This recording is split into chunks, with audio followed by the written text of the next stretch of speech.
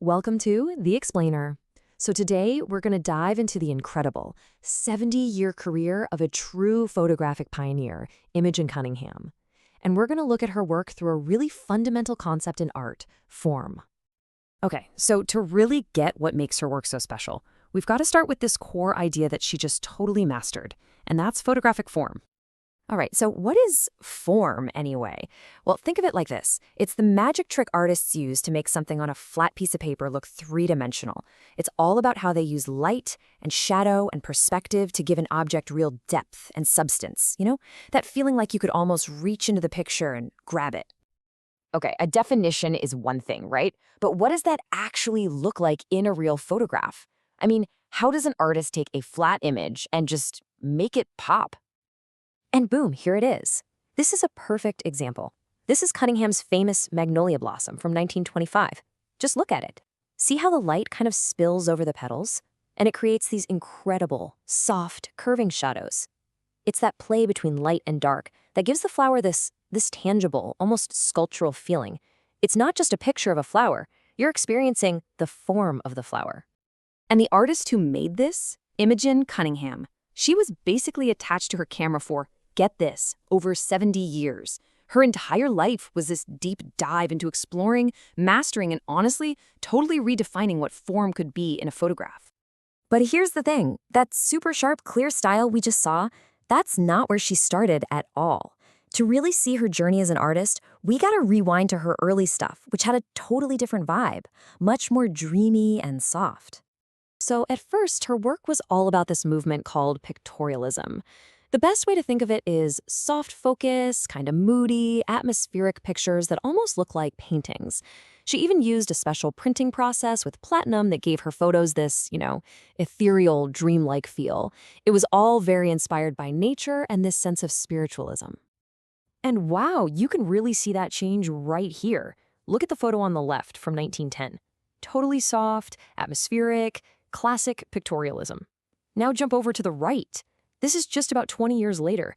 It's like a completely different artist. It's a total switch to that super sharp, bold, modern style that she became famous for. And this huge shift, it wasn't just her own personal evolution. Nope. She was actually a major part of a group that was trying to blow up the whole idea of what photography should be. She teamed up with some of the heavy hitters of American photography. You've probably heard of guys like Ansel Adams and Edward Weston. And together they started this group with a super nerdy technical name, Group F/64. And that name, it was basically their manifesto. See, F/64, that's a setting on a camera.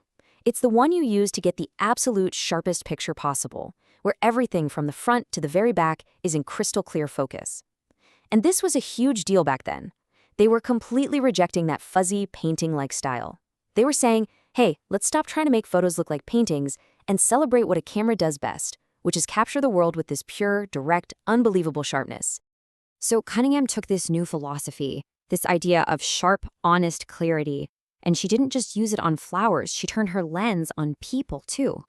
She had this really deep belief that a great portrait wasn't just about what someone looked like.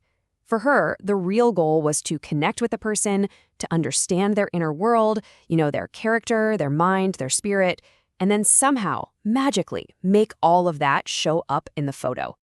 And you can see exactly what I mean in this incredible portrait she took of the sculptor Ruth Asawa. I mean, come on, this is so much more than just a picture of a person. It feels like a portrait of creativity itself. All the focus is on Asawa's intensity, her connection to her work, the very forms she's bringing to life. This obsession with authenticity, it didn't stop with formal portraits. It totally drove her street photography too. She had this great name for them. She called them her stolen pictures. They were these candid, unguarded snapshots of everyday life. She wasn't interested in capturing people posing. She wanted to catch them just being themselves.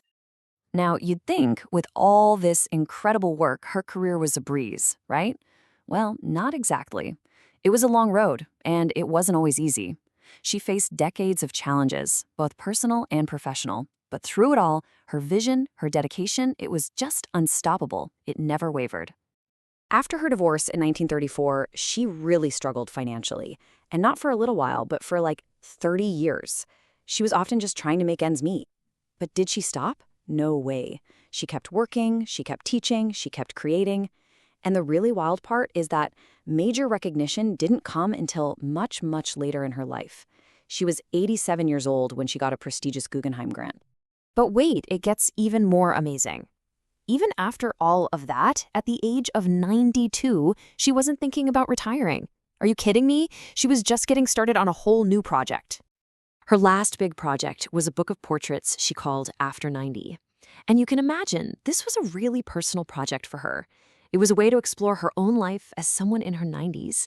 But also, it was just her, being her, still pushing herself, still seeing the world with that incredible eye, and still trying to capture the essential form of the human spirit. And looking back, you can see the seeds of that final project planted decades earlier. This powerful photo is of her own father, taken 40 years before her book when he was 90. It feels like the spiritual first chapter of that final series, doesn't it? It just goes to show that this fascination she had with character, with a life etched onto a face, was something she carried with her always. So when you look at Imogen Cunningham's whole life and all her work, it really leaves you with a challenge, doesn't it? A challenge to look a little closer at the world, to see beyond just the surface of things. Her legacy kind of asks us a question. What incredible beauty, what hidden forms are all around us right now, just waiting to be discovered, if only we take a second to really, truly look.